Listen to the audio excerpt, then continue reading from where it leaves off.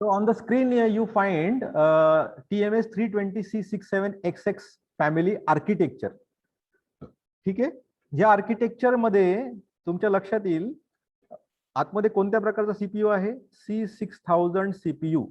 आता हा काय प्रकार आहे, म्हणजे याच्या आधीच्या सीपीयूचं नाव कसे कसे होते, C3000, C4000, 5000, C6000. कारण ही कोणती फॅमिली आहे, TMS 320C67XX फॅमिली किंवा X फॅमिली. ठीक आहे. म्हणून याच्या सीपीयू ला आतमध्ये नाव काय आहे, याच्या सीपीयू ला नाव देतात C6000. आता समजा सी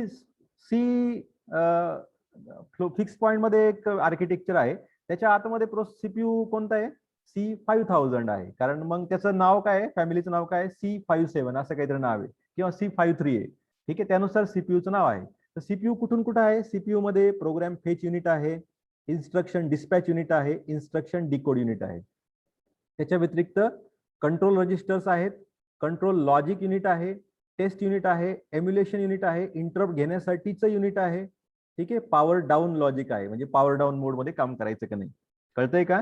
फार मोठा कन्सेप्ट आहे, इम्पॉर्टंट कन्सेप्ट आहे, समजून घ्या. परत एकदा बघा, ज्यावेळेस सीपीयू ला इन्स्ट्रक्शन येते, प्रोग्राम कुठून येतो सीपीयू ला, program comes from data program memory.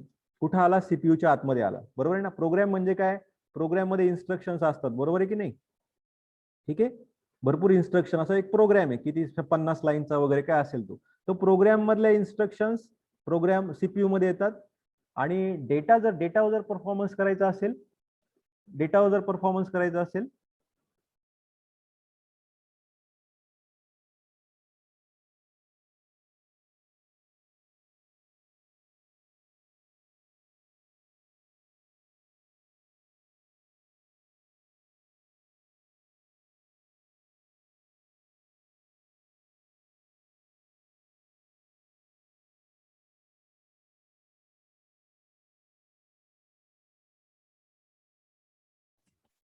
Hello. हा, तर मग बघा तुम्ही, प्रोग्राम मेमरी मधून प्रोग्राम येतो, डेटा मेमरी मधून डेटा आतमध्ये येऊ शकतो किंवा बाहेर जाऊ शकतो. डेटा आतमध्ये येण्यासाठी का बरं डेटा आतमध्ये आणायचा, फॉर एक्झाम्पल ऍड नावाची इन्स्ट्रक्शन आहे, ऍड R0, R1, R2.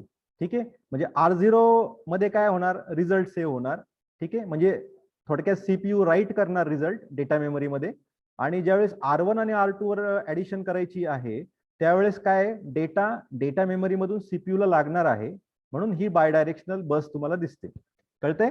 तर प्रोग्राम मेमरी 32 बिटचे ऍड्रेसेस, म्हणजे 32 बिटचे ऍड्रेसेस हँडल करू शकते. म्हणजे काय, 32 बिटचा डाटा, दुसरा 32 बिटचा डाटा ऍट अ टाइम, असे 8 32 बिटच्या डाटावर काम करू शकते. 8 इन्स्ट्रक्शन्स एक्झिक्यूट करू शकते. किती इन्स्ट्रक्शन एक्झिक्यूट करू शकते, 8. कोण, सीपीयू.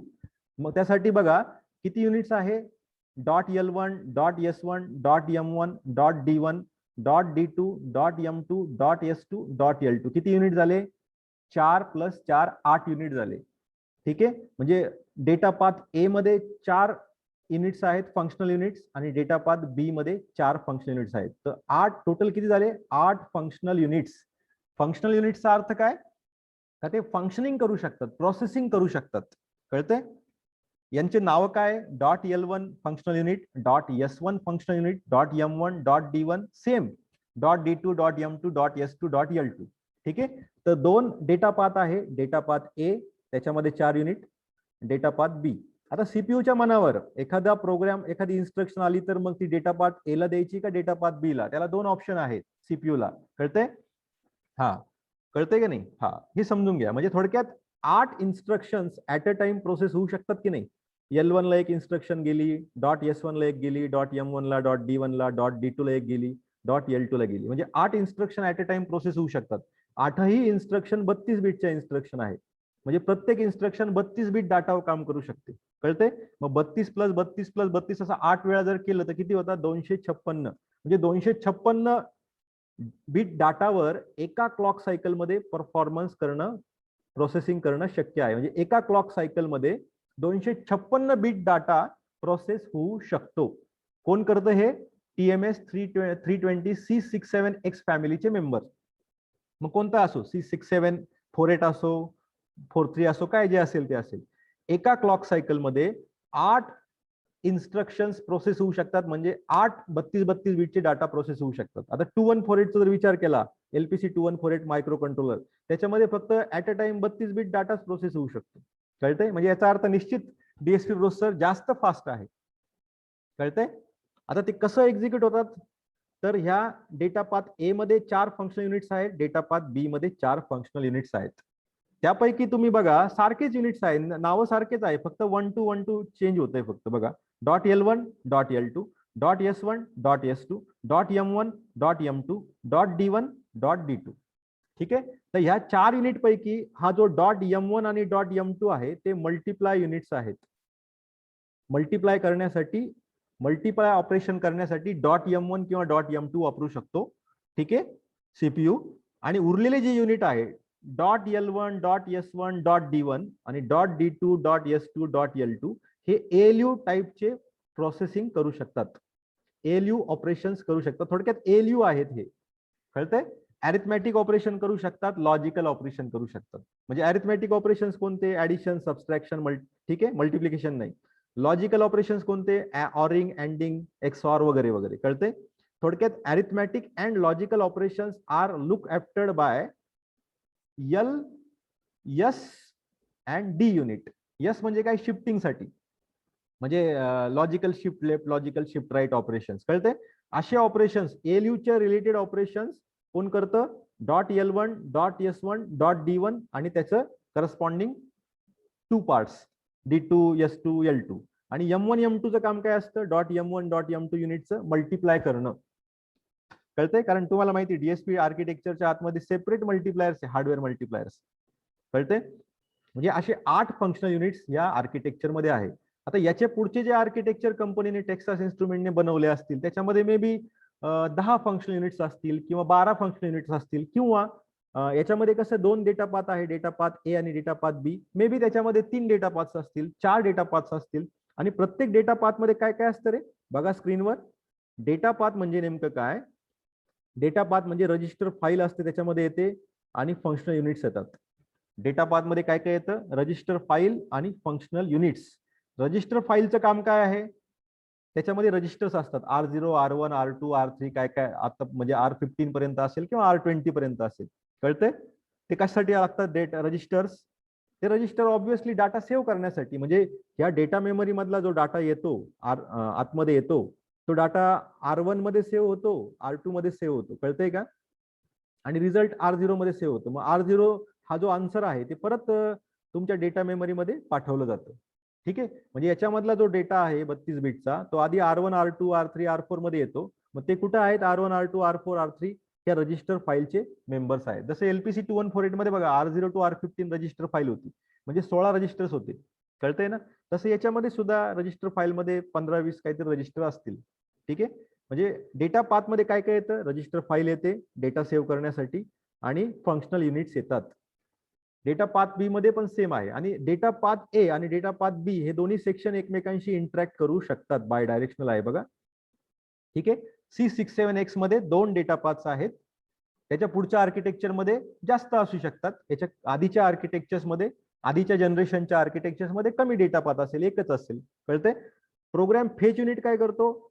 या प्रोग्राम मधला एक एक इन्स्ट्रक्शन फेच करण्याचं काम करतो. प्रोग्राम 50 लाईनचा असो, 100 लाईनचा असो, त्याच्यातली एक एक इन्स्ट्रक्शन फेच करण्याचं काम प्रोग्राम फेच युनिट करतो. इन्स्ट्रक्शन डिस्पॅच युनिट काय करतो?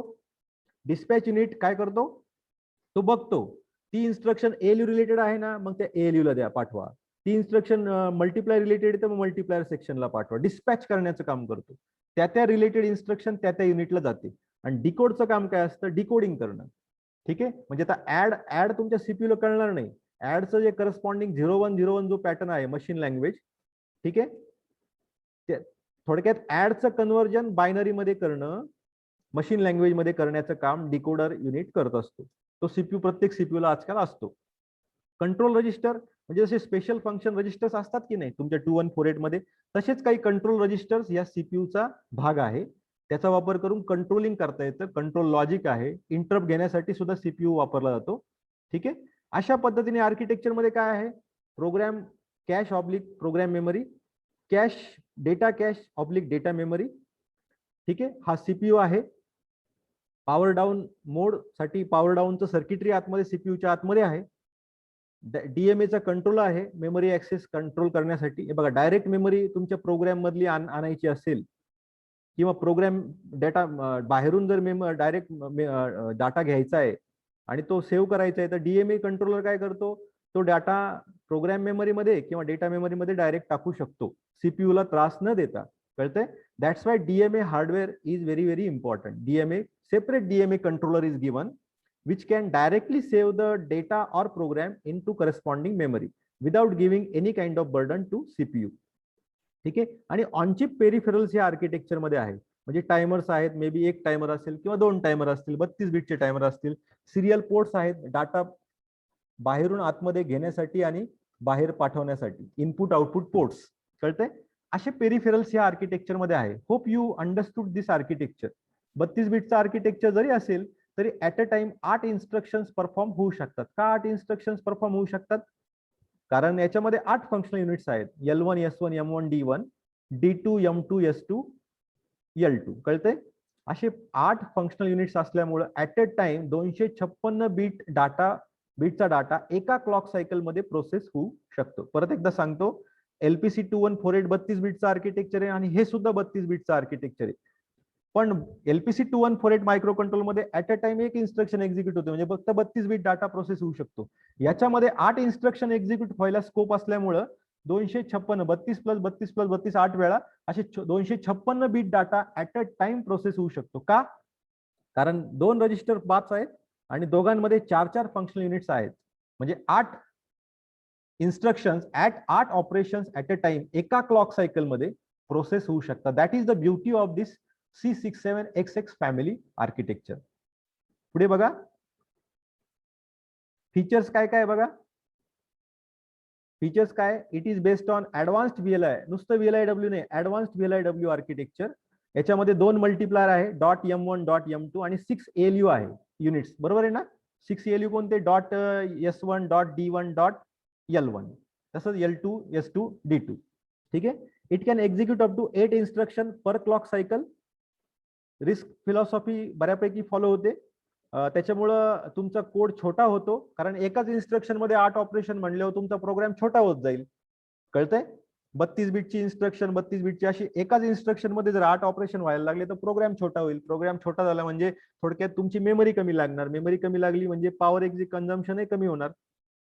आणि इच फंक्शनल युनिट्स कॅन सपोर्ट 8 बिटचा डाटा असेल तरी चालेल, 16 बिटचा डाटाही चालेल आणि 32 बिटचा डाटा फॉर्मॅट सुद्धा चालेल. ठीक आहे. अशा प्रकारचे डाटा तो सपोर्ट करू शकतो. It supports both single precision 32 bit data as well as double precision 64 bit IEEE floating point data format.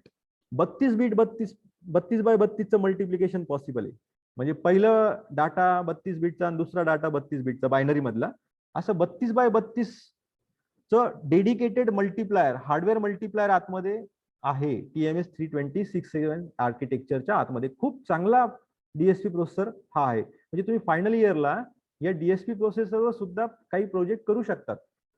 त्यासाठी तुम्हाला कोड कंपोजर स्टुडिओ इन्स्टॉल करावं लागतं. जसं किल वापरलं ना तुम्ही 8051 आणि पिक मध्ये, तसं याच्यामध्ये कोड कंपोजर स्टुडिओ CCS नावाचं सॉफ्टवेअर लागतं आणि तुमचा एखादा हार्डवेअर आर्किटेक्चर घ्यायचं DSP प्रोसेसरचा आणि त्याचा वापर करून तुम्ही F50 करू शकतात, कन्व्होल्युशन, सर्क्युलेशन, किंवा तुम्हाला वाटलं की नॉईस रिडक्शन करायचंय स्पीच प्रोसेस मधलं किंवा व्हॉइस ऑपरेशन्स करायचे व्हॉइसवर, तर अशा प्रकारचे DSP ऑपरेशन्स तुम्ही प्रोजेक्टला एखादा ऍप्लिकेशन घेऊ शकतात. अजून काय काय दिसतंय फीचर्स मध्ये? 8 फंक्शन युनिट्स आहे, ऍडव्हान्स VLIW आर्किटेक्चर आहे, इन्स्ट्रक्शन डिस्पॅच युनिट डिस्पॅच करायचं काम करतो. आता हे ऑलरेडी आपण डिस्कस केलंय, आपण पुढच्या स्लाइडवर जाऊया. बघा, आता हा CPU आहे, मगाशीच आपण CPU एक्सप्लेन केला, आता हा सेपरेट CPUचा बॉक्स आहे, आर्किटेक्चरचाच एक भाग आहे ना. कोणता CPU आतमध्ये आहे? C6000 CPU. Program fetch unit, dispatch unit, decode unit, 2 register path आहे, पाथ A, पाथ B, दोघं एकमेकांशी इंटरॅक्ट करू शकतात. आणि मल्टिप्लायर युनिट्स आणि सेपरेट ALU युनिट्स आहेत, L1 S1 D1 D2 S2 L2, असे 2 मल्टिप्लायर आणि 6 ALU याच्या आतमध्ये आहे थ्रू 2 पाथ. कळतंय का नाही? किती आतमध्ये एलयू आहे? 6 एलयू. LPC 2148 मध्ये किती एलयू होता? एकच एलयू होता. DSP प्रोसेसर मध्ये 6 एलयू आहेत आणि 2 डेडिकेटेड हार्डवेअर मल्टीप्लायर आहे. किती बिटचे मल्टीप्लायर आहे? 32x32 चे मल्टीप्लायर आहे. कळतंय का नाही? आणि 2148 मध्ये काय होतं? 16x32 चा मल्टीप्लायर होता. हार्डवेअर मल्टीप्लायर म्हणता 2148 च्या आतमध्ये. याच्यामध्ये 32x32 चे शिवाय 2 आहेत मल्टीप्लायर. म्हणून DSP काइंड ऑफ ऍप्लिकेशन्स खूप सोप्या पद्धतीने सिस्टमॅटिकली आणि फास्ट हा प्रोसेसर करू शकतो. कळतंय? हा त्याचा सीपीयू आहे आणि तो सीपीयू मगाशी आपण डिस्कस केलाय ऑलरेडी. ठीक आहे. या सीपीयू ला डाटा घ्यायचा असेल तर तो डाटा मेमरीतून घेतो आणि प्रोग्राम घ्यायचा असेल तर प्रोग्राम मेमरीतून घेतो. बघा इथे दिलंय बघा, प्रोग्राम आणि डाटा मेमरी. आणि ऍडिशनल पेरिफेरल्सचा डाटा सुद्धा हा सीपीयू घेऊ शकतो. कोणते पेरिफेरल्स? कोणते? May be input output peripherals जे काय असतील किंवा टायमर्स. असा हा सीपीयू आतमध्ये आहे. हे ऑलरेडी आपण बघितलंय. रजिस्टर फाईल मध्ये किती रजिस्टर आहेत? डेटा पाथ मध्ये रजिस्टर फाईल होती की नाही? डेटा पाथ ए ची रजिस्टर फाईल ए, डेटा पाथ बी ची रजिस्टर फाईल बी. आतमध्ये किती रजिस्टर आहे प्रत्येक फाईल मध्ये? A0 to A15, B0 to B15 respectively. आणि प्रत्येक रजिस्टर हा 32 बिटचा रजिस्टर आहे. हे बघा, each register file contains 16 number of 32 bit register. कळते? आणि both file support 16 bit, 14 bit, 64 bit floating point data as well. आपण याच्यामध्ये आणखी डिटेल मध्ये नंतर बघूया. हे बघा, रजिस्टर फाईलचं एक स्ट्रक्चर दिसतंय. आपण परत एक लेक्चर घेणार याच्यावर. बघा, रजिस्टर फाईल्स याच्यावर आपण डिटेल मध्ये नंतर बोलू. फंक्शनल युनिट्स कोणते कोणते आहे? .l, .s, .d आणि .m. त्यातलं m म्हणजे काय? मल्टिप्लाय करू शकता आणि उरलेले LSD जे आहेत ते अरिथमॅटिक लॉजिक ऑपरेशन्स करू शकतात. अरिथमॅटिक लॉजिक म्हणजे काय? Addition, subtraction, multiplication, logical shift left, logical shift right वगैरे, लोड स्टोअर. कळते? आता हे आपण डिटेलमध्ये पुढच्या लेक्चरला कव्हर करू. सरांचं लेक्चर झाल्यानंतर किंवा उद्या करू कव्हर. प्रत्येक युनिटचा असं एक टेबल दिलेला आहे. हा युनिट काय काय काम करू शकतो, हा युनिट काय काय करू शकतो वगैरे वगैरे. आणि डेटा पाथ जे आपण मगाशी बघितलं, data path A, data path B, त्याचं क्रॉस कनेक्शन दाखवलंय. एक्झाम मध्ये अशा डायग्राम्स विचारल्या जायच्या, पण आता एवढं शक्य नाही. तर ऑनलाईन फक्त फंडामेंटल्स आपले कन्सेप्ट आपल्याला माहित असावेत. आपण ते पण डिटेलमध्ये पुढच्या लेक्चरमध्ये घेणार आहे. आणि कंट्रोल रजिस्टर समजलंय? तर पुढचं 1 ते 2 लेक्चर सफिशियंट आहे युनिट नंबर 5 संपवण्यासाठी. Hope you understood this lecture. So today we will stop here.